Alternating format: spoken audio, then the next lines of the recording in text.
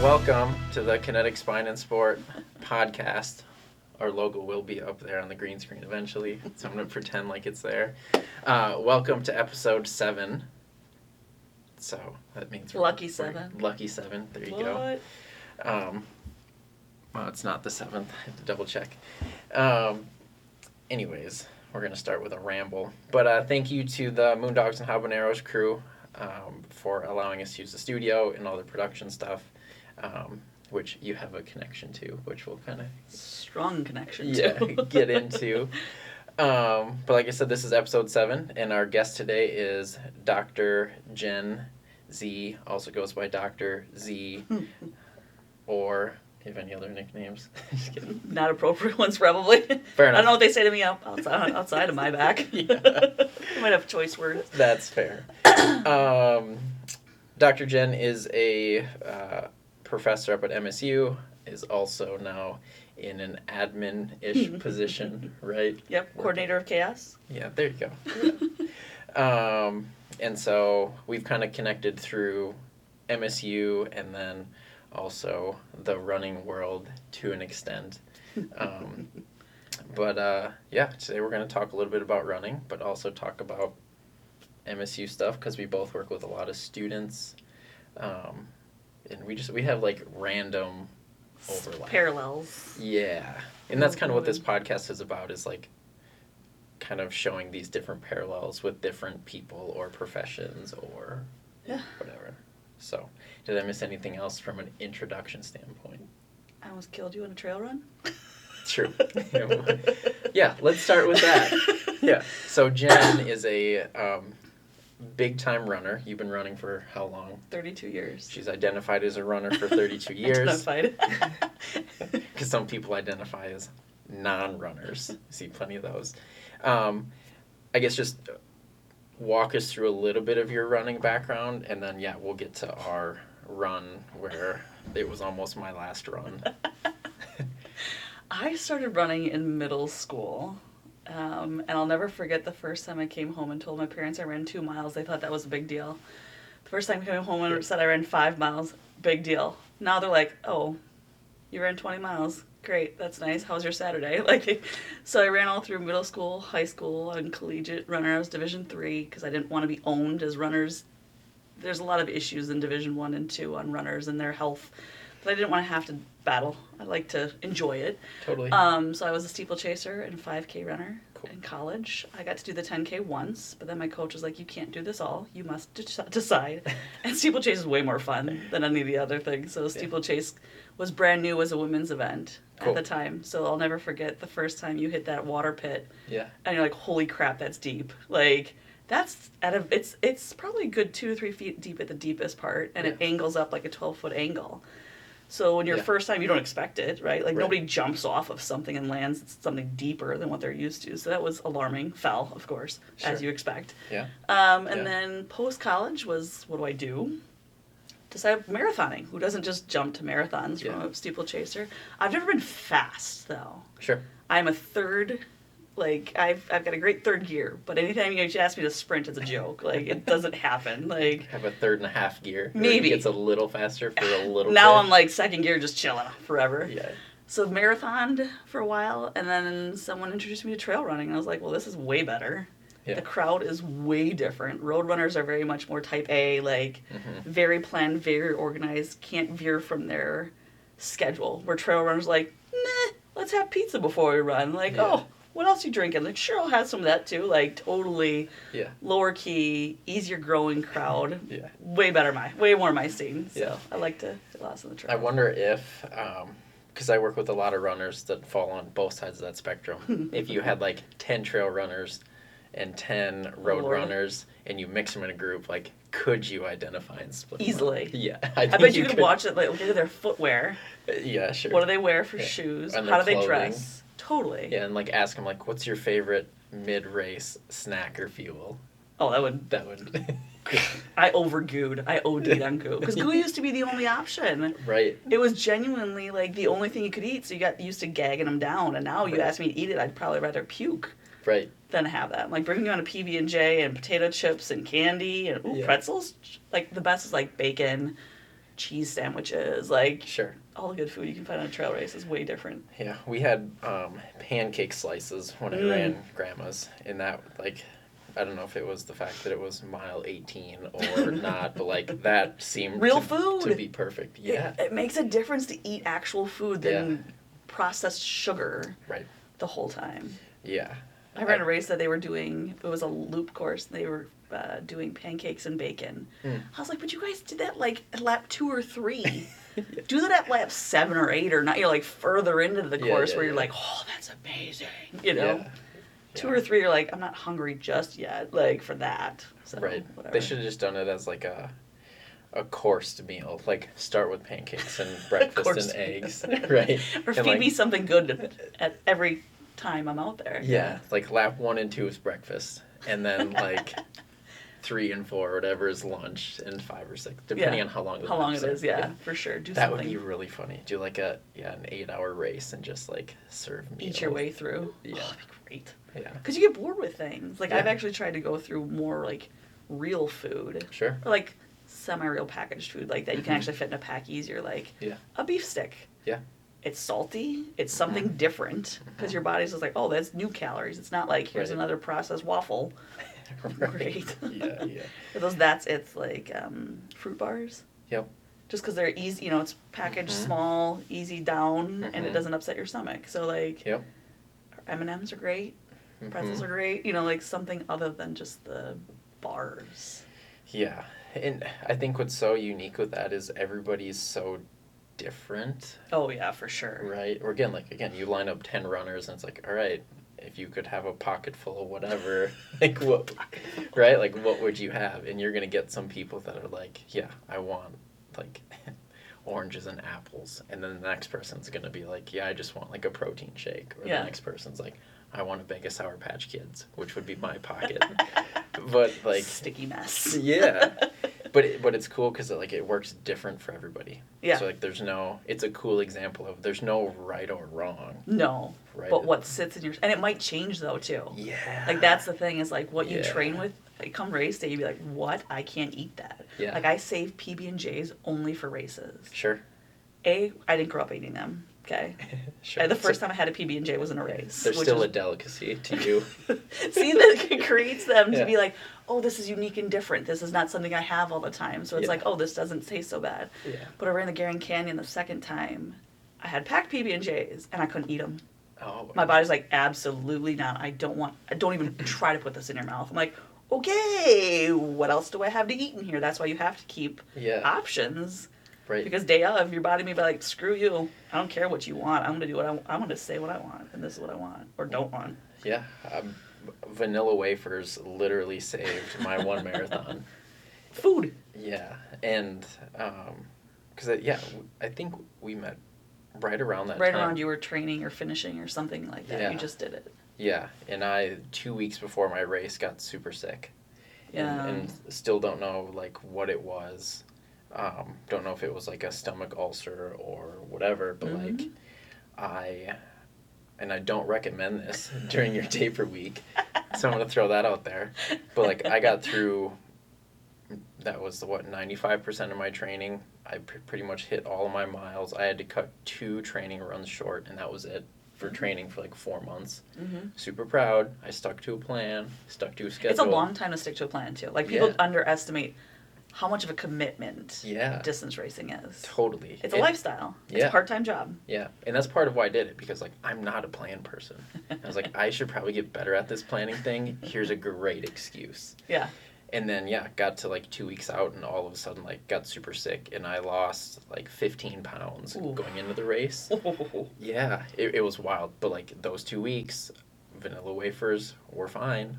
So Of all things. Of all things, and like, I just like healed my way to the starting line and hope for the best. And then like, okay, let's do it. And vanilla wafers were one of the things that like my friends brought to the race for me. Because it was just in case. Yeah. And you have to be able to eat something. You can't go on with nothing. Right. You can't just be like, oh, I'm just going to cowboy this up and hope for the best. It's like, that's a bad idea. Yeah, I'm just going to tie my shoes a little tighter today and just... and then have all the issues in your feet. Good job. Go for it. Let's create some tendonitis on the top. That sounds like a great idea. Yeah. No thanks. But I agree. And I think that's... when I work with runners, like, that's one of the first things that I think about is like, okay, like, this person likely has a plan. They know how to stick to this plan, unless it's like their first race. Yeah. Right? Yeah. But it's like, it's a really cool example of, like, you have to foreshadow. You have to be able to see how this plays out. Mm-hmm. You have to trust that your plan is going to be somewhat effective. And also, like, trust that along that time frame are going to be good days. There's also going to be not good days. And there's going to be life. Yeah. I mean, because life throws you curveballs, and all of a sudden you're like, crap, I can't get what I wanted in. Totally. Now what do I do? Yeah. So I used to be more of a planner. Yeah. Now it's kind of like, okay, these are some goals. By the end of this month, I want to hit this, like a long run. And then by this month, I kind of want to hit this as my long run. So like... Sure. Not as planning, because I'm like, okay, I know I'm going to be gone this weekend, so just plan on not doing something. Yeah. Like, it's not going to be a long run. It's okay. Yeah. Cool. You're still going to finish. Yeah. And that was going to be one of the few questions that I had planned, prepped, was like, how does running fit into, and it might not even be the day-to-day life, right? Because running doesn't fit into every day necessarily. Mm-hmm. So how do you look at that when you're looking at your schedule? Because again, I think a lot of people think like, well, if they're doing all this running, like everything revolves around this running schedule. Mm. And like, that's not life. Probably not how it works, right? So like you mold it the other way of like, okay, what does life have? How do I work this? What fits in there? And that's something like, I know because my sister's like, if you had kids, you wouldn't be running this run. I'm like, yeah, I wouldn't be. Right. But I don't. So why not? Like, I have the time, but I also make the time first thing. Yeah. Because if life gets started, life is going to tell you and spin you, and you're going to eat something. It's going to piss off your stomach, and then like someone's going to call you or email you. Someone's going to ask for your time. In the morning, nobody's asking for your time yet. I mean, literally, I'm up before most people are asking or emailing. Right. So I have control over that time. So that's why I do it. And the hardest thing is like bad weather. Sure. Because like Monday morning, you're laying in bed, 5:15, the alarm goes off, and you just hear rain. You're like, dang it. Yeah. To run in the rain. But you're like, it's 57. It's not that bad. Right. Like, it's not 38 in rain. It's 57 in rain. Get your butt out there, because if you take off Monday, that means you only have one other day off this week, Jen. What are you going to do?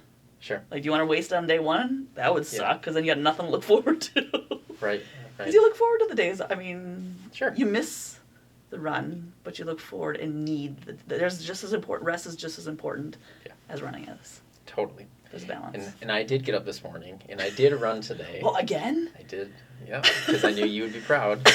Jen's coming, I better get in there before she guilts me into it. And I was not going to sit here full of guilt. Talking about running and not run. Yeah. But I think that's one of the other things of going through like a process like that, where you learn that like you don't need a perfect day to run. Never. You don't need to feel perfect. Never. To run, right? And you start to be just a little more flexible in like what actually influences whether you run or not. Because like you said, if you have 2 rest days and you use your one rest day because you don't feel like it, then you're basically gambling that the other 6 days of the week life is only going to get in the way, or you're only going to feel bad one. Yeah. And now all of a sudden your odds are way less. Yeah. And that's to say, like, so I'm getting in the long runs right now. Monday mornings, you're like, right. You're feeling real old, real slow. Yep. Nothing's moving right. And you're like, dang. But I was like, you will feel better. You need to run to feel better. Like, you can't just sit still hoping it's going to feel better. You actually have to move. Yeah. People underestimate active recovery, how important active. Even this morning I got up and I was like, dang, I'm still feeling old today. Yeah. I was like, oh, the weather's changing, Jen. You're getting older. Maybe that's it. Maybe you should start wearing pants instead of shorts. And here I am wearing shorts on a 40-degree day. I was shorts this morning, but Yeah. I'm sitting in an office, so it's a whole other ball game. Right. Yeah, I mean, that's, I could say, like, louder for the people in the back. Like, movement and recovery is so good for you. And that's not just, like, a training standpoint, but also just, like, a life, health, wellness, For sure. pain management. Like, Yes. I can't remember, very rarely do I tell people... Not to move. Yeah, to, like, hey, go home and sit on your couch. And by rarely, I mean, I don't think I've ever said that. No. No. I might say move a little. like yeah, you really need to chill out. Like, don't go try and rake the leaves today. You're overtraining. Right. But it's like, movement is so good for so much of that, like, healing, resensitizing things. Because a part of soreness after running is literally just your body's way of saying, like, just don't go as far this time. Yeah. Or don't go as fast. Go for a walk. Yeah, like, still do things, Move. still do the things, Yeah. but just gauge it a little different so that the next day can get better and then better. What do your long runs look like right now? I've got 3 more to go. Not that I'm counting. Okay, yep. But then I'm like, I'm going to sign up for an April 50K this time around instead. Like, this year I put everything in the fall because I was supposed to be on sabbatical. That didn't happen. So now I'm like, Life. well, yeah, life got in the way. So I'm still doing the races in the fall, but I prefer the spring. Because that way, if the summer, life happens in the summer more often than life happens in the spring. Spring, everyone just, like, hibernates. So, Right. like, why not get out and run and be the only one out there and living your best life, right? So Yeah. I'll have some time off and then I'll get back into this long run thing for the spring. So I have 3 more. I'm hoping to get, it's hunting season starts this weekend. Yay, as a trail runner. Death defying. So I blocked off Friday morning Sure. to hit the trail Friday morning so I don't die by gunshot from a hunter that doesn't touch a gun until once a year. Right. He looks for anything that moves. Anything that moves. I'm like, oh no, please not me. Yeah. So I've got 3 more. So I'm Okay. hoping for at least 2 above, at least 20 or above. Okay. And then 1 recovery. Like the second week of deer hunting, maybe just doing like a 15 Sure. as an excuse to not Right. be up by hunters as much and hide lower in the trail where they're not going to kill me. Yep. Hopefully. So, yeah, but then with Thanksgiving, I know Thanksgiving, I'm not going to run long Thanksgiving week. I just know it. I try not to put my long runs when I'm seeing my family. Sure. That time is limited, so I'm not going to spend that time where half of it's I'm running and the other half I'm soaring on the couch. They don't appreciate that. Lounging. Yeah, Lounging, correct. just wanting to eat. So I'll just eat myself stupid instead. That's what Thanksgiving's for. Refuel. Recovery. It's a real thing. Eat. Yep. Because then what's the next race? Ohio Bigfoot. Yep. Ohio 50K. Yep. I did that 4 years living in Michigan. 4 out of the 5 years I was in Michigan, I did it. And we had everything from like shorts and t-shirts to torrential rain, where I just actually looked up the YouTube video. I should send this to you. It's really funny. Yeah. Somebody was running with a GoPro back when you ran with them on sticks. Sure. They caught me sliding down a hill doing the splits because it was so wet. It started raining Friday Yeah. at 5 Yep. and didn't start raining till Saturday at 5. Okay. So you ran downhill, the water went downhill. You ran uphill, the water's going downhill. And then you just watched the water rise in the creek and you watched it and you went through it. I mean, it was Crazy. crazy. Fun chafing. Crazy. Right. The side of running people don't talk about. What happens. Yep. So, and then we've had like winter tights and jackets cold. So people are like, why Ohio? I was like, well, because I lived in Ann Arbor Sure. for 5 years, so Ohio's not as big of a deal. Yeah. So that's Still why. similar. Close enough. Logistically, yeah. Logistically fly to Detroit, roll down there with friends, and then roll back up Yeah. Yep. for finals. Yeah. So- We, because you, I was trying to remember, what else did you run this year? Granite Peak. Iron Bowl was supposed to be a 50K Yep. in Wausau, Wisconsin. It's a fairly new trail race, which are cool because they're usually lower key. They're not as like, Yeah. everybody hasn't found them yet, Right. which is back to like what trail running was like when I started. Originally. Where there's not very many women. Most people didn't know about it.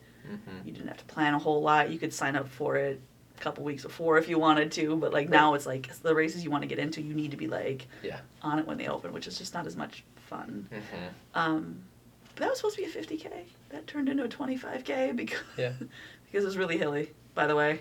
They don't believe in switchbacks on Granite Peak. If anybody's looking into the Iron Bowl race, Right. go up and down Black Diamonds the whole time. Sounds like a great idea. Yeah. Bring your mountain climbing stuff. Should have read the course description on that one. But that brings up that whole point of like knowing when you need to stop. Yeah. You know, because that's what we talked about afterwards. Is like, it's okay. I'm fine with it. It doesn't bother me that I finished Totally. 1 lap instead of 2. But because your body's like, this is not smart. It was 80 some degrees in September and straight sun. I was like, this is not fun. Mm-hmm. I don't get paid to do this. Right.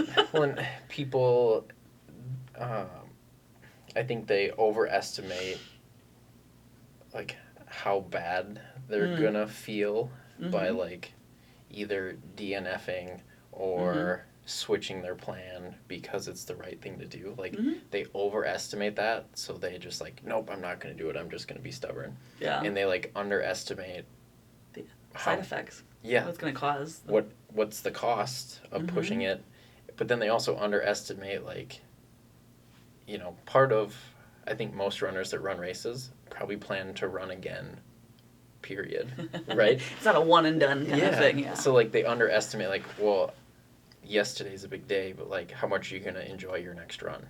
And when you push it past limits and like either get injured or, you know, have bad things happen, like you're now pushing that next run further down. You're making it harder. Like you're odds creating, of injury skyrocket. Yeah. You might hate it too. I don't ever want to hate it. Right. It's not worth it. Like I want to love running until the wheels fall off. Right. Yeah. So it's, I always appreciate it. Like, and this is partially probably from a clinical standpoint too, but like I always appreciate it when people come in and say like, hey, I altered the plan because it felt like it was the smart decision. I'm probably going to support the smart decision every time. It takes a lot to get to that point, though. For sure. A wisdom and knowing your body and being okay with admitting when you've hit your limit. And a lot of people don't. It's just like people not saying no. Right. It's the same thing. It's like at some point you've got to, nobody's looking out for you but you. So if you don't look out for you, you're just setting yourself up for more issues down the road. So I think I've DNF'd twice my entire 32 years of running. Sure. So that's not bad. Yeah. Because I listen. Right. Yeah. Well, and I had one of my runners who's going to be on this podcast eventually. He's attempted a 100-miler 3 times. I think it took him 3 times, and he DNF'd the first 2. I think he got to, I want to say like mile 60 the first time, and then close to mile 80 the second time. Okay. But just like got to the point when he was like, it is the right thing for me to stop. Yes. And like, you can give yourself another opportunity. And okay, so like, so what if that's just a part of your process to finally get there? Like you're still going to get there.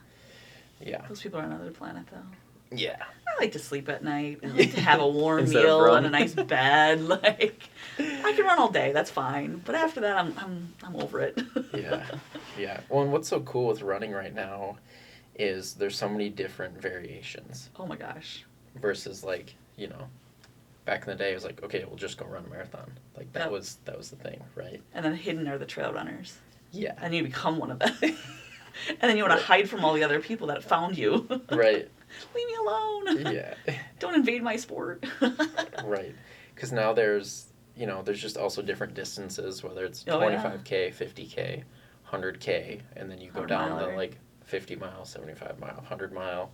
There's also like the timed races where it's like, I've done those, the loop ones. Yeah, where you get a loop and then you just run for as many as you want until X amount of time runs out. Yeah, whether it's 4 hours, 8 hours, 12 hours.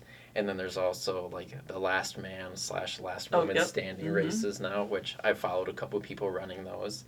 I'm not fast enough for that stuff. Yeah. I'm gritty enough. I'm just not fast enough to beat the last person in the crowd. Right. Unless I take them out. Trip them. Yeah, the other strategies. Here's a pickle. You want a pickle? Yeah. How'd you train for this race? Jiu-jitsu. That'd be great. Get him tapped on lap 24. Yeah. But it's just cool that there's options for people to stay active and moving. Yeah. I was thinking about before we were coming on. I was thinking about the first trail race I ever did. Embarrassing to admit now. Sure. But I crossed the creek. Before I crossed the creek, I took off my socks and shoes, crossed the creek, and then put them back on. Nice. I didn't have trail shoes weren't a thing. Sure. Or I didn't know about them. Yeah. Because it was long enough ago. And people were like, you took your shoes off and put them back on and you're still beating me. I was like, I don't know what I'm doing. Right. I remember getting off of an aid station.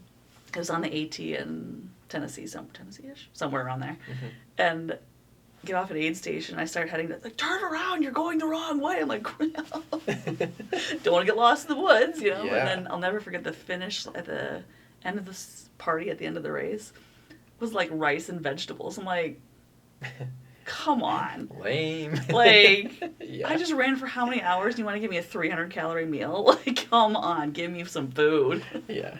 It's like post race meals feel like Holidays. post wedding night meals, right? Big like, party, big yeah, bender, it's kind of like. Yeah, it's like what you want to eat at midnight after a wedding is the same thing you want to eat after A long running. run. For, Oh my gosh. Yeah. And it goes down so fast. You're like, what happened? Yeah. Did I eat that? Like, that's embarrassing that I don't even know what I just ate and it just tasted so good. Yeah. It's So- never cravings you want to admit out in public. Yeah, right. Yeah. That's why you're on a trail. It's not, Yeah, I was like, not public. I was like, come run with me if you want to eat like this or not feel as guilty eating like this. Yeah. Well, so we'll talk about the one time that I did go run with you. Cause, Good transition. Yep. Getting better at this. Because for me, I've always been just like a casual runner. We were always told like during baseball season, like if you pitch, then the day after you pitch, go run for an hour, flush out all the lactic acid, blah, blah, blah, blah. They actually encourage baseball people to run. Mm-hmm. Mainly pitchers. And more than just around the base. We would go. Most times for baseball players, that's it. The base Yeah, is the running. Yeah, right. Yeah, their track is It's tiny. It's little tiny. But I think like that's where I probably had started running, and I just found like it helped me recover faster, feel better. Mm-hmm. Like there was that healing part of that process. Mentally and physically. Correct. And then that was, I think, the next step for me was like, because I played non-running sports, as in like I didn't do track. I played baseball, I was on the diving team, and then I played football for a little bit, but like I'm 5 foot running was your punishment. Short. Yeah. And I was never fast. Like I always had to be quick enough because I was small in football, or else I would get evade. crushed. Yeah. I wanted my life to continue on. Yeah, I wanted to keep playing sports. So I never like was fast, but then I learned like, okay, if I just pace myself, I can go run. And then probably around high school, I probably going through normal high school stresses. I was like, I just need to go run. And then that just became like a stress reliever thing, right? Just like go run around the neighborhood. Reasons, yeah. And then that just like stuck with me. I don't think I ran that much in college because we were training 4 hours a day and I probably didn't want to do anything else. Jumping, lifting, doing all the other stuff. Mm-hmm. But then when I got to grad school, like I started Stress running again. way more again. Mm-hmm. To balance life out. Yeah, and also had other friends that like did that. So I've gone through like these waves of I love it, I hate it. I love it, I hate it. Yeah. But the thing is like I never hated it. Yeah. Kind of off of what you were saying. Like that was also part of the goals. I don't want to do this so much that I don't like it. Mm-hmm. And then I lose this life balancing tool. That keeps me sane. Yeah. And then got to the year that I wanted to run a race because I just wanted to like try it and do it more. And that made me enjoy running more. Mm-hmm. Like it just... It became part of your life again. Yeah. Mm-hmm. And whether... Consistency of it. Like it's always there. All you need is shoes, some decent enough clothing to not die, but it's pretty simple. Yeah. And I trained through the winter, which was also like another... Can't believe like... It was fun. Most people are like, you ran in the winter, you're an idiot. But you're out there in all the weather. I'm like, yep. Yeah. But like you dress up, you run slow, you try not to beat it. Yeah. In ice skate. I fell a few times. Always. But like, guaranteed. Was fine. At least one good biff in front of others. Yeah, right. I also pushed a car out of the ditch, so like I did a good deed. Yeah, like it all adds up. But yeah, like you learn how simple it can be. Yeah. And then it's like, okay, you can run with music. You can run with a podcast. You can also run in silence and like talk to yourself. And work things out. Yeah. Like a lot of times I don't know what I thought about. People are like, aren't you thinking? I'm like, I have no idea what I thought about, but I feel better. Right. I must have worked something out that needed Yeah. to be worked out, but I couldn't tell you what it was. Right. And I thought about this when I was at grad school, because I had two of my classmates that I was close with were also runners. One of the girls was in track, so she was fast, so that was frustrating. And then my other buddy was in cross country, so he could like run forever. And Yeah. I'm this awkward like in the middle. Yeah. But I can't run forever. I'm also not fast, so stuck in gear 2 or 3. Right? But like we would meet up to run and be like, hey, what are you doing? Oh, I'm studying for this, blah, blah, blah. I'm studying for that. Cool. So we'd like talk about it a little bit while we would run, and then you run and you don't talk for a while. And so many times we'd like get to the end of the run and one of us would be like, I got it. I figured it out. And then we'd like re-talk through what school thing we were talking about. Yeah. And be like, oh, that's how it works. Okay, that's Yeah. cool. So it is. It's like a weird mental space to just work through. Releases, but you're thinking about things that you didn't, think were problems. Right. But I wish I sometimes remembered to write things down. Yeah. While running, like, oh, don't forget this. Yeah, yeah. Like, shoot, I forgot it again. Yeah. Right, because you also don't want to, like, stop. Like, Yeah. that's the other thing. It's like, I got to keep moving. Oh, yeah, if I stop, I'm not going back out. Yeah. That's harder. Yeah. I need to, like, I don't know. I don't like to run with a whole lot of technology stuff, but, like, you need one of those, like, wrist recorders of, like, I need to remember this. Inspector Gadget. Yeah, yeah. Here's a good idea. Don't let me forget an hour when I get home. Yeah. Anyways, back to the first time we ran together. Yep. Because we talked about it a couple times before. Yep. And I always invite you. I'm out the trails. Always. This is the day I'm out there. Yep. And you're always, like, in season, right? Like, you're Pretty always much. running. Yeah. And so... Off season's like a week. Yeah. And so, yeah, you're like, well, you know where to find me. I'm out on the trails. Saturday morning that's usually your long day. Yeah, long right? day Saturday morning, yeah. And I was like, okay, well, I'll reach out to you one of these Saturdays, and I'll be there for a chunk of it. Yeah. Because, like, I wasn't going to be able to run hang that out far. forever. Yeah.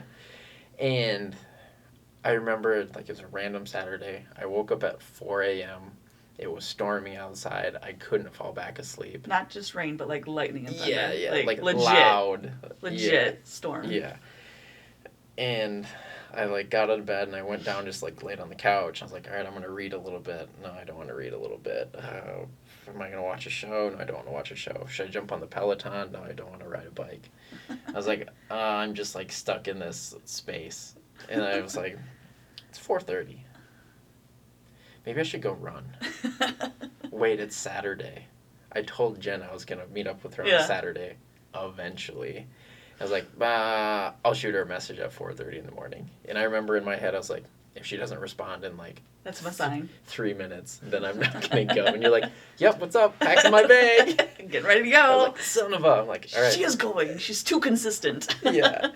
And so I was like, okay, well, now I've connected the dots. I can't back out now. Nope.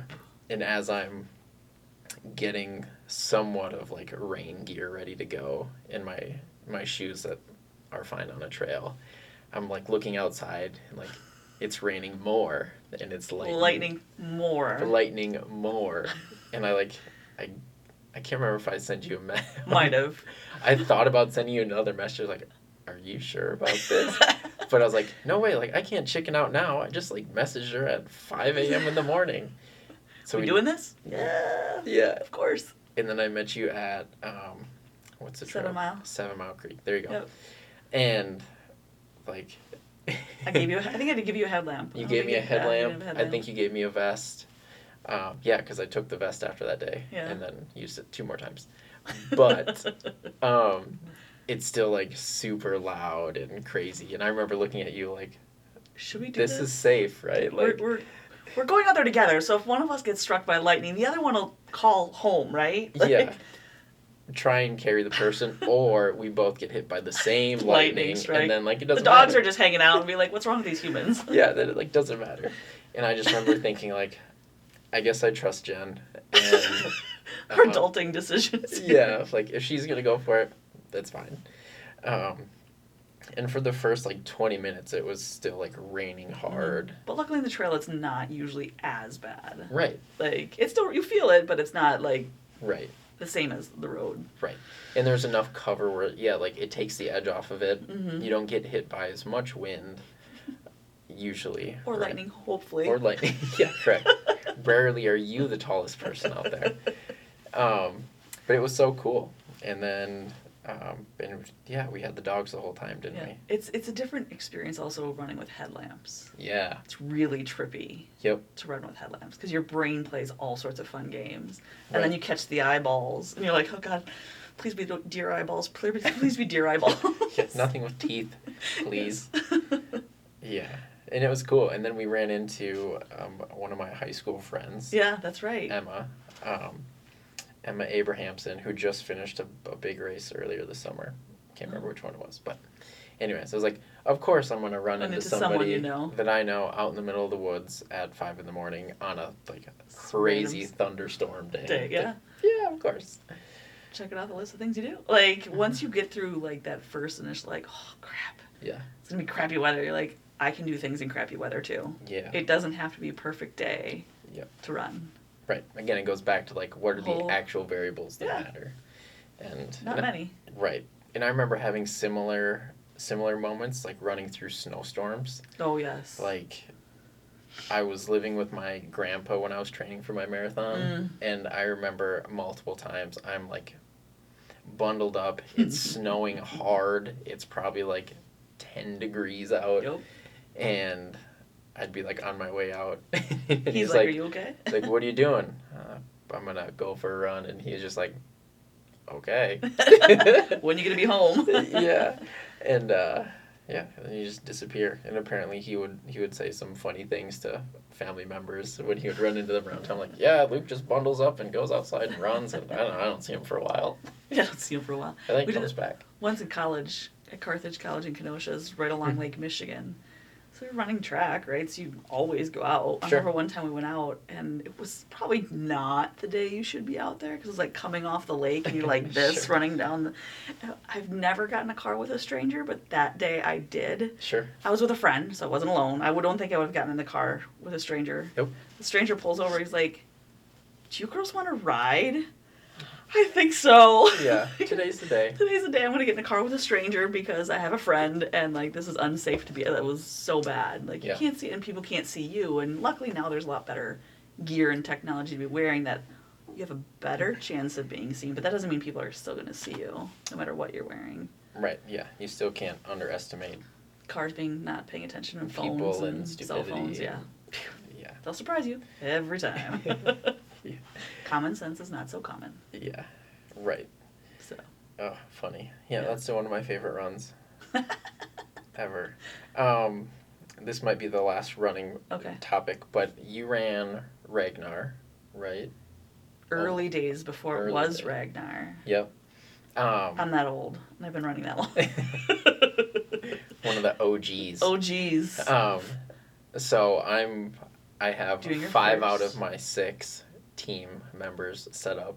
We're still waiting for number 6. But, I met up with some of them actually this weekend, and we went for a short little run.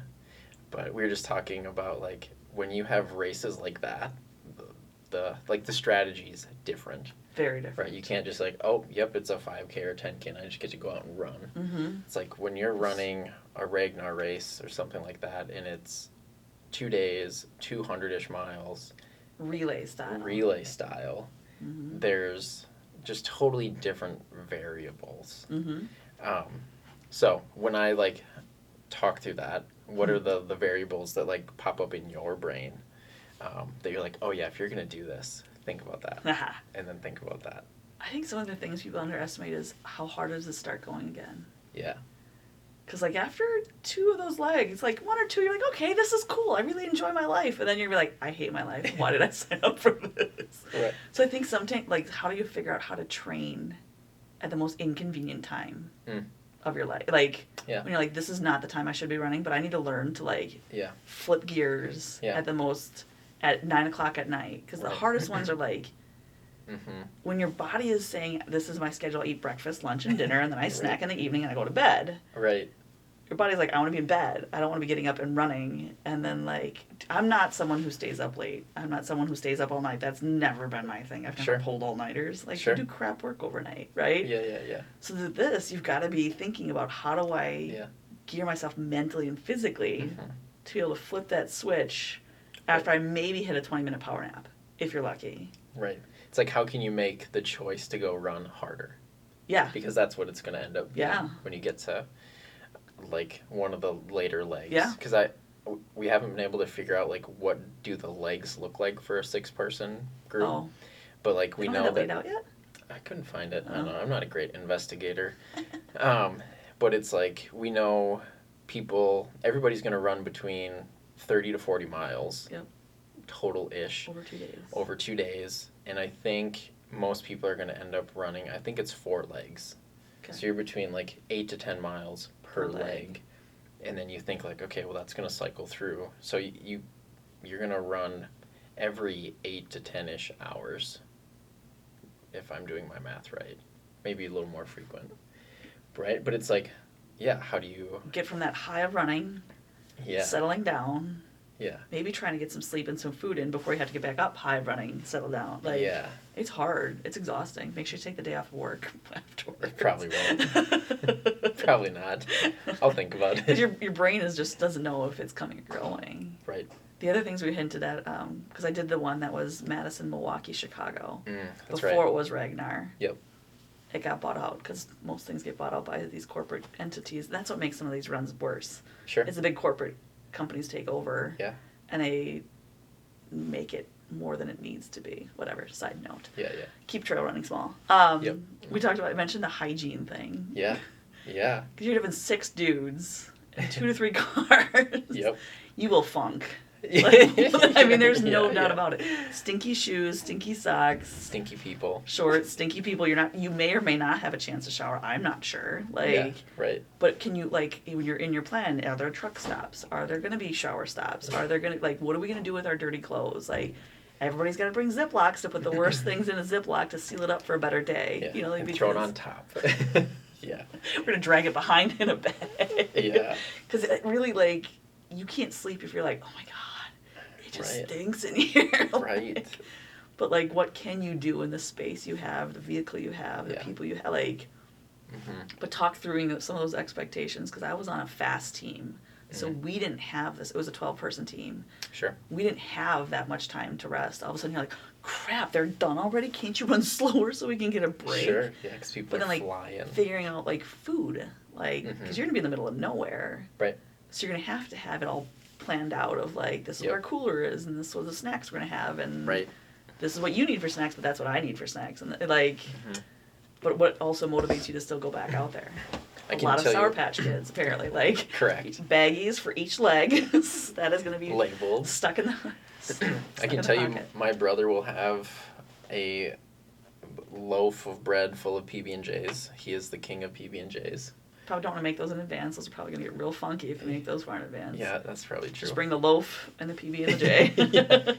Here you go, Drew. Because otherwise they're going to end up at the bottom, smushed, and ugh. Yeah.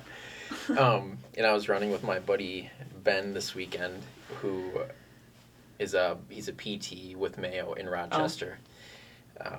And we were just talking about that stuff, and he's like, let's just buy an RV. Buy one. He's like, let's...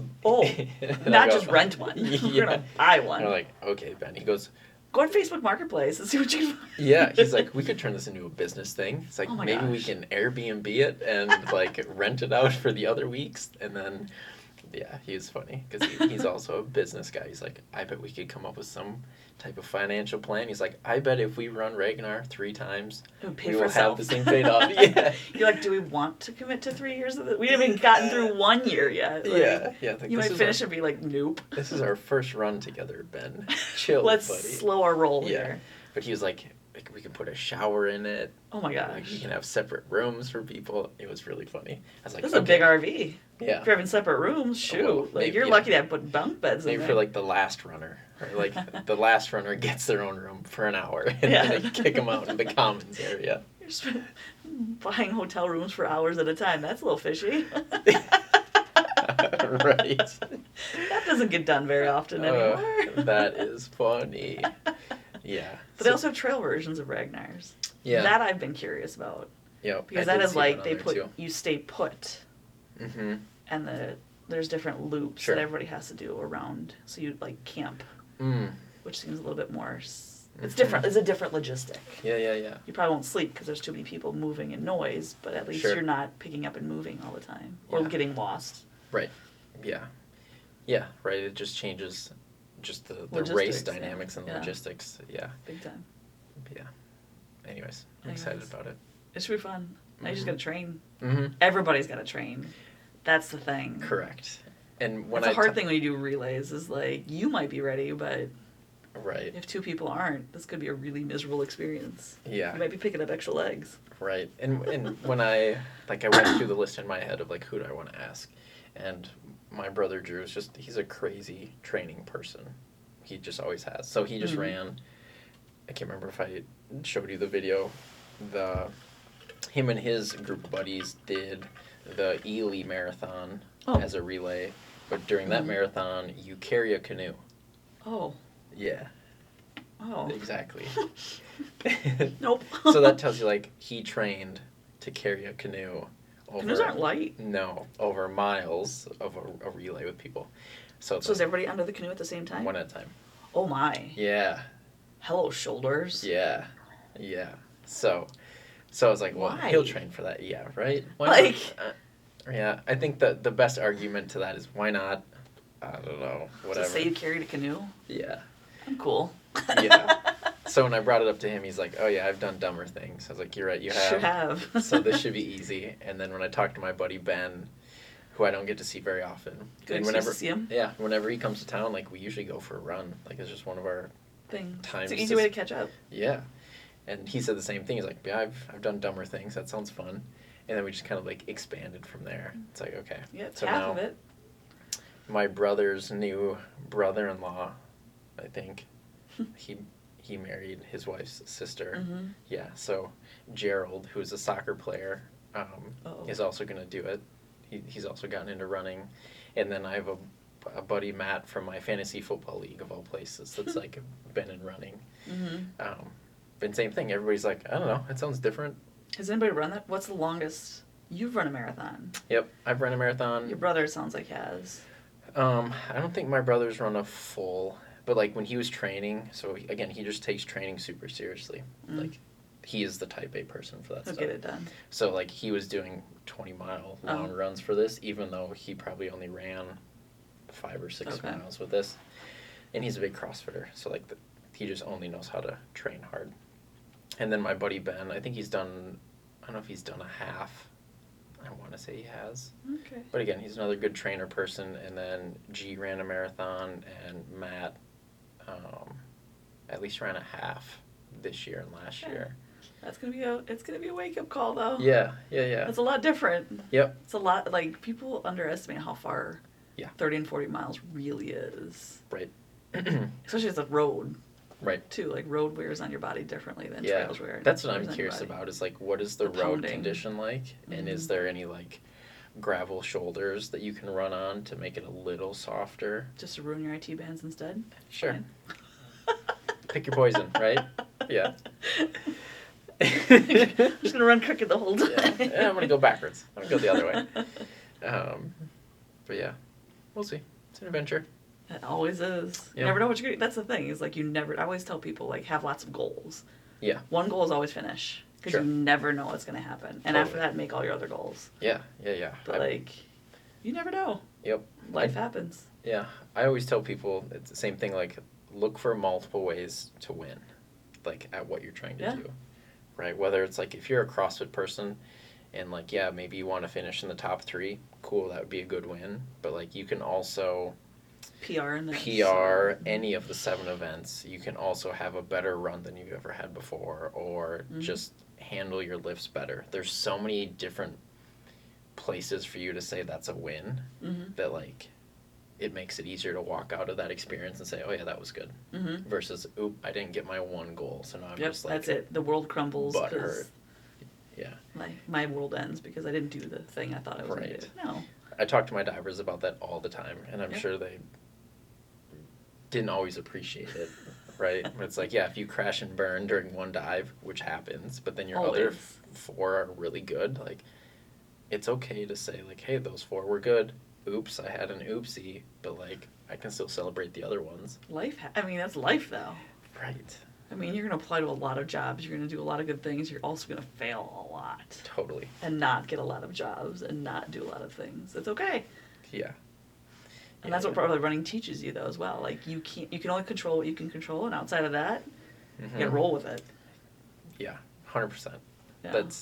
I think that's the wisdom piece that we get of like sports and activity and stuff like that. When you finally get to like, I don't want to say the other end of it, but like it's the next phase, right? Yep. It's like the phase of appreciating it for more than what it like is on the surface. Oh, for sure. Right, like that's the next part of it. Yeah. I'm grateful for it. Yeah. Yeah. Well, let's use that as a segue Okay, to segue like it out. segue that to like the professional world and professional life, right? Grit. Dealing with failure in the real world. Sure. Yeah. All the time. I mean, I know this year for you is different, right? Transitioning Yep. from full-time faculty into, are you 50-50? 50-50. Faculty/department chair, 50%. Yeah. Cool. So if we talk about like a change in path for things, right? Just as like an example of, hey, things change. You didn't plan for this, right? Nope, You planned not for really. the opposite. Yep. I was Right. going to kind of hang out for another year or two before I tipped my feet into the admin role. Yeah. Guess what? Here you go. Surprise. Tip the feet and jump. Jump in. Here we go. But like, what's that been like, I guess, for you as an example of like transitions that sometimes are planned, sometimes aren't planned, right? Like I had a similar transition when we first met of becoming an adjunct. Yeah. Right? Like that was like a week time between when I met you. I was like, hey, we have a class that needs to be taught. Can you teach it? Yeah. I was like, oh, I was always interested in that. Now you are. And you're like, you want to start in 2 weeks? We'll get you the book eventually. It's like, I don't have a syllabus for you. Sure. Google it. Yeah. But yeah, like sometimes you just have to be prepared. And take opportunities when they come. Yeah. Yeah. Because like I didn't think the chair thing was on my radar, but not yet. Yeah. I wanted to get through my sabbatical, like enjoy my time off before I took some time to like. But like, the lady that was chair before I was there for 9 years. I'm like, what? I don't want to wait 9 years before I try this out. I was like, looks like you're doing it now. Right. Because it was a voting thing for us. I got voted in to the role. So my colleagues apparently have faith in me to coordinate the chaos. But I think some of the things that like, there's a lot of crossover between what you learn running versus how you handle life. Like, I don't sweat the small stuff. There's a lot I can't control. There's a lot I can't control in higher ed. I can't control as president, provost, department dean, like all of that I can't. I control how I react to it. I can control how I maybe help implement or communicate things around. I can't control what they're going to do. I can try to just make it the best I can with what I have. And I think that's some of the lessons like that it crosses over. So things just I don't get twitchy about things as easily. 'Cause I'm like, I can't change that. It's not under my control. But if I start out my day with a run, I probably won't kill anybody. The odds are better for my students if I start out running. I know if that's my first act, my second act will probably be okay. Yeah. We're going to start with that. Yeah. Well, and you start to see, like, every action has a ripple effect, right? But when you're in a space that's so complicated like that, and there's so many other people involved, so many different dynamics, like all of these ripple effects are just, like, nonstop and all over the place. And you realize, like, okay, well, I can just affect this space. And if I can affect it in the right way, like, people will join into the ripple effect that you're trying to make, right? Like, you're better off just handling what you're doing the best that you can. Having a good attitude. Having a good attitude, Totally. right? And just getting people to see, like, oh, like, Jenn can handle the chaos that is It's not as bad higher as ed it was admin. made out to be. Right? Because it's not easy for anybody. No. I think, like, that's the other, like, false portion of it. It's like, oh, cool, you get to go play admin. Yeah. It's like the same, like, oh, cool, you get to go run your own business or have your own clinic. You're like, just kidding. Here's all the things people don't see. People see, like, the tip of the iceberg, but then because people are like, oh, you just teach 2 days a week. Oh, that must be so nice. I'm like, that's fun. Like, Right. I work 2 days, whatever. Yeah. Like, are you kidding me? Like, same thing with you. With like, Right. people see you in the clinic and they see you for their 15 minutes. Yep. There's all this other stuff that happens that Yeah. nobody has a clue about how it happens or why it happens. Right. And I'm in the process of making this really delayed, should have been posted last week video of like the day in the life, right? Oh, like mhm. where a lot of people do that to kind of show. And as I was going through that, you know, and you watch other people's, like, they show all of like the fun things and like, Yeah. here's what makes The my sexy day things. so, yeah. It's funny how many times we say sexy on this podcast, because that's how things get. Make sure I get it in there. Yeah. Check. Yeah, one per episode.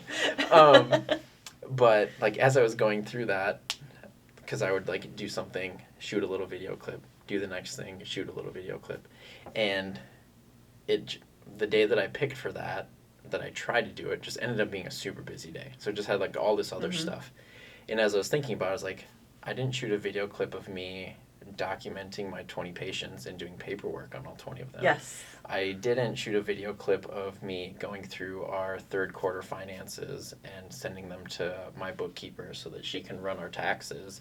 I didn't get a video clip of me typing out probably the 4 or 5 emails that I sent that day. Oh, that's such a nice little amount. Right? Well, After this podcast, I'm like, oh man, that email's going to be messy. Right. So, like, it's made me think of, like, doing 2 now. Of, like, here's all the fun stuff that people see. Here's also the other stuff that people don't see that I do either on my own or with my staff that allows us to, like, do all the other stuff. And I think people forget that if you do it well, that extra stuff makes a difference. So, like, I'm not someone, like, students can find me. They can email me. I will get back to them. I'm always like, if you don't hear back from me, please send me another one because I probably just got buried. Yeah. Like, they know I'm accessible. Yeah. But that's what I feel makes a good professor, is someone who students want to go see. And I had one come into my office today. I was like, I don't need to hear about your boy drama, but, like, I'm glad you feel comfortable coming in and talking to me about it. Like, I'm cool, like, that you think I'm a safe space for you on all of things. But that's the stuff that you don't get credit for, people don't realize, people don't, like, like, it's just... But if you do it well, that's what makes everything work well, is the people. Totally. Yeah, that follows the phrase of how you do anything is how you do everything, right? So it's like, don't just show up and do all the flashy stuff really well and then suck at the other stuff, right? Like, if it wouldn't make sense to me if I'm great with patients in the room and then I come out and I'm just like a jerk face to my staff. Like, it just doesn't add up. Doesn't make sense that way. So you're better off just like setting a standard of like, hey, here's what I can hold to the best of my ability most days of the week. And part of the goal is just to like level that up little by little over time. Because I can tell you, like, my first year or 2 in clinic, I probably wasn't fantastic. Oh, it's a new job. Right? You're still figuring, like, I don't even know which way is up half the time when you first start a new job. And so, like, you just also have to accept that there's a progression to that. And, you know, I think about the first semester that I taught up at MSU. Like, I remember... Drowning. Yeah. Ironically, as a swim and dive team person. Exactly. Right, drowning. But, like, I remember... because I was teaching, like, one of the psych courses, and I was like, okay... This is my chance to be an adjunct professor. I want to, like, set the tone. This is so cool. This has been on my bucket list. This was on my bucket list. I wanted to do it at the end of next year, but she came to me 2 weeks before. Here we go. And, like, life, buckle up. Life did its life thing, and I was like, I feel like I'm talking myself into trying to, like, create a persona or you know, something like that of like, I need to start off on the right foot. Who am I as a faculty member or an adjunct? Yeah, and I was like, wait a second, like, that's not me. That's not how this works. No. And I remember, like... you. Yeah, I remember opening class, and it was, you know, it was the behavior change course, which was a required course, I think, for everybody. So. And so there was, like, 40 students in it. And I was like, cool, first class to teach, 40 students. And jump in. Yeah, and I, like, when we went through syllabus day, one of the first things I said was, hey, I'm Luke, or Dr. Luke, or Dr. Weber or whatever, but like, Uh-huh. I've never done this before. So bear with me as I learn with you guys through this, but like, I think we can make this a cool experience Uh-huh. for all of us, and like, that's my goal. I can't promise anything else Yeah. because I don't know anything else, but like, that's the standard that I'm trying to set. Like, I'm going to try hard. We're going to piece this together and make it a good thing. You know, it's like, as soon as I could talk to the students about that, they were so helpful. Like, anytime I missed anything, they'd shoot me an email like, hey, you mentioned this on Tuesday, you didn't bring it up on Thursday, like, just keeping you in the loop. Yep. Or your dates are off, or, you know, like on your Yeah. D2L, I'm like, "Oh, thanks for letting me know. Like, I always tell them, I'm like, I'm human. Yeah. I will make mistakes. Point them out. Yeah. But there's also a lesson for them to be like, how do you bring those up? Right. You bring them up and they're like, bah, you're terrible. I can't believe, like, one kid told me, he said, I didn't know this could end up in a whole other planet. This one kid came Kind up of to like me, where we started earlier today, but yeah, anyways. you know, he's just like, we talked about the MLS having a new team, an expansion team in San Diego, and I didn't know about it. He's like, you're slipping, Dr. Z. I was like, oh my God. I can't know the entire sport industry across the entire globe. Yeah. Like, Right. I could probably rattle off other sports things you don't know, but Sure. that's the beauty of it. There's so much sports. There's enough for everybody. Yeah. And it's okay. So you're slipping, Dr. Z. I'm like, oh my God. Back off. Yeah, right. Slow your roll, kid. Yeah, so it is. It's like that human component, Yeah. and getting out of the authoritative persona and blah blah blah, right? Because there's plenty of people that also play that card Oh, for sure. of like, this is my job. These are my credentials. I do make him call me Dr. Z, though. Yeah, which cool. Like, right? Yeah, If I was that's- like, I earned that dang PhD. Well, I'm like, as soon as you're not my student, you can call me Jenn. Sure. And none of them do. I will forever be Dr. Z. Yeah. And all of it. That's fine, but whatever. Yeah. And it was Yeah. actually funny. I had a student, a guest speaker, a former student from my last institution. He's at North Dakota now. And he's like, hey, Dr. Z, guess what? I just talked to Garrett the other day. I'm like, oh my gosh, you two students are from different institutions and now you're working together. I'm like, wow, it's a small world. Like, Yeah. you don't realize how small and connected things can get if you start asking about it. Right. Or poking that bear. Right. And like that goes back to like the beginning of that of like, well, if you Relationships. like do things the right way, try to have a good impact and do that, like the ripple will keep going and you'll find people collide. Like I talked about in the first episode when I had my intern here. Oh. Well, my intern goes to, well, she graduated 2 weeks ago. So Yay. shout out to Dr. Allison Fleming. What up? She was the one this summer, right? Yes. Yeah, she cracked my toe really well. Yeah. Perfect. Yeah. Good toe crackers.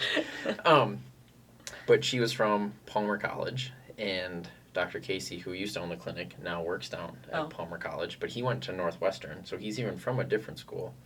But like, because we had good interactions with everybody, like it allowed things to circle back and for her to get connected to the clinic and us just to have like an awesome summer of working together. And I always think like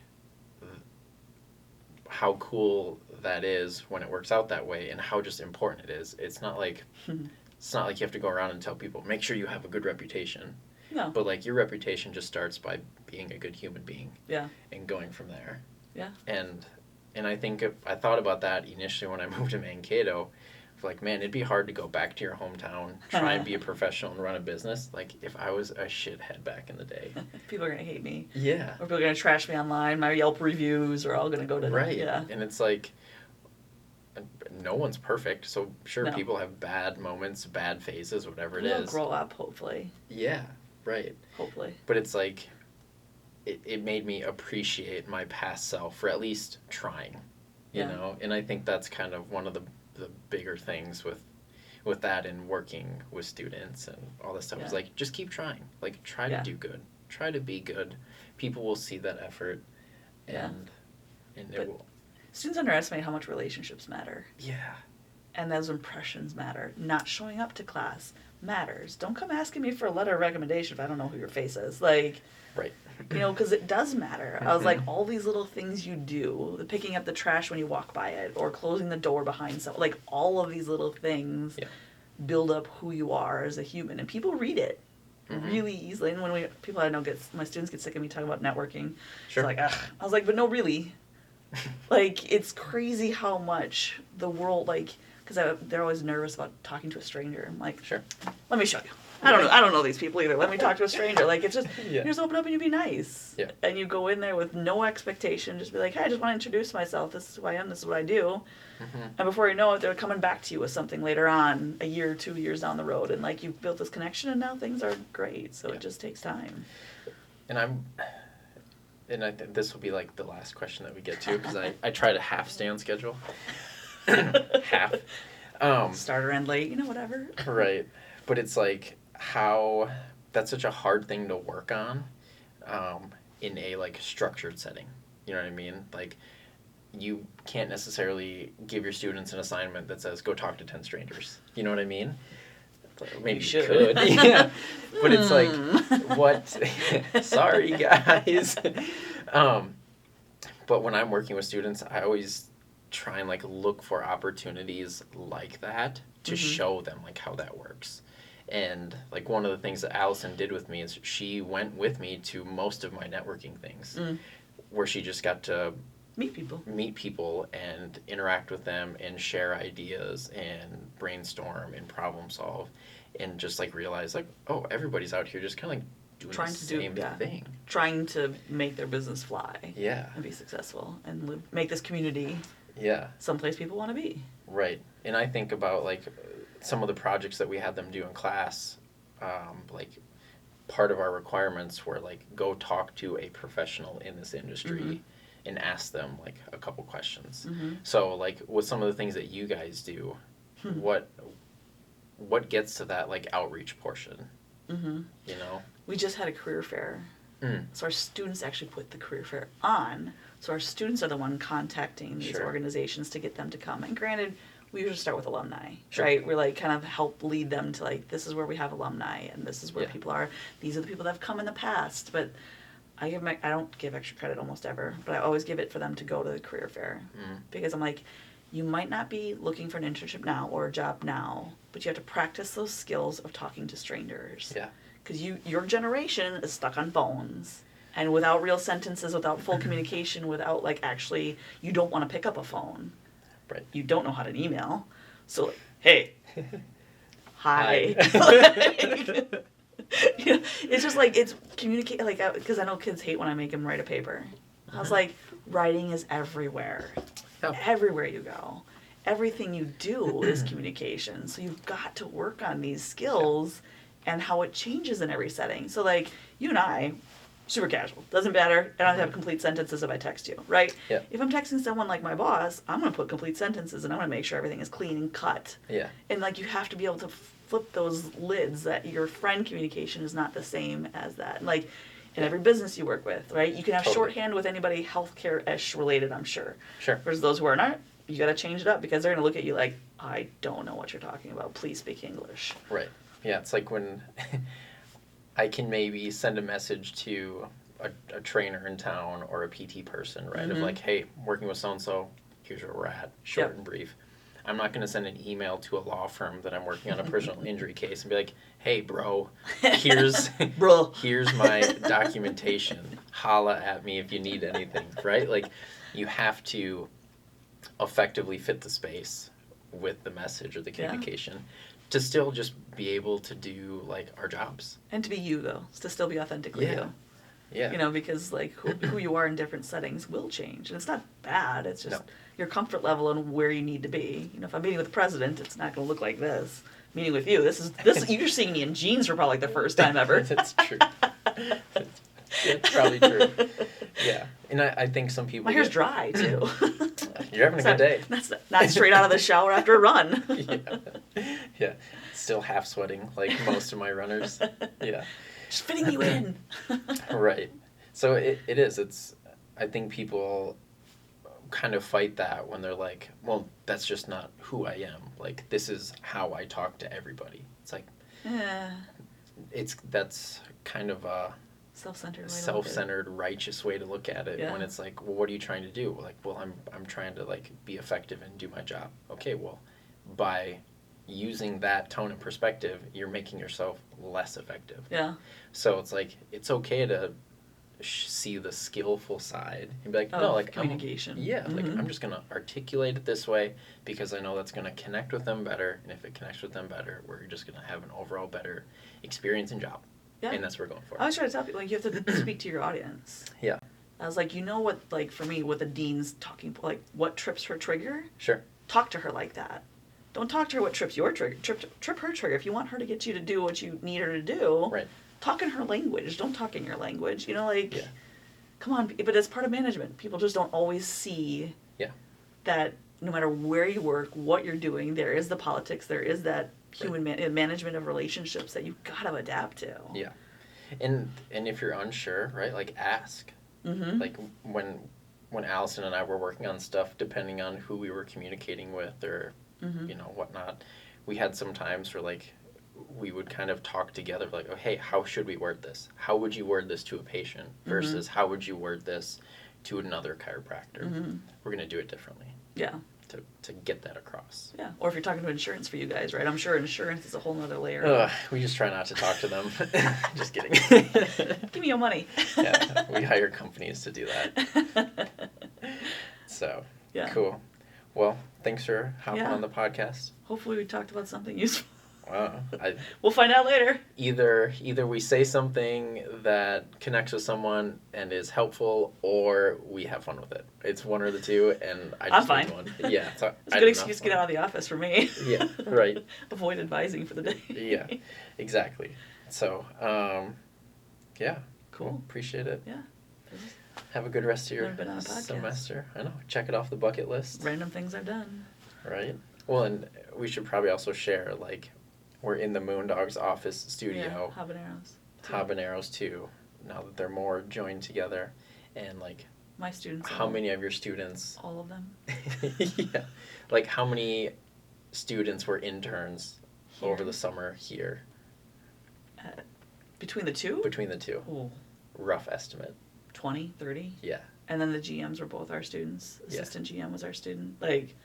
This is run by Minnesota State sport management students, really. Yeah, so I should be thanking you for this opportunity. So we're getting connecting the dots. I got you your first pitch.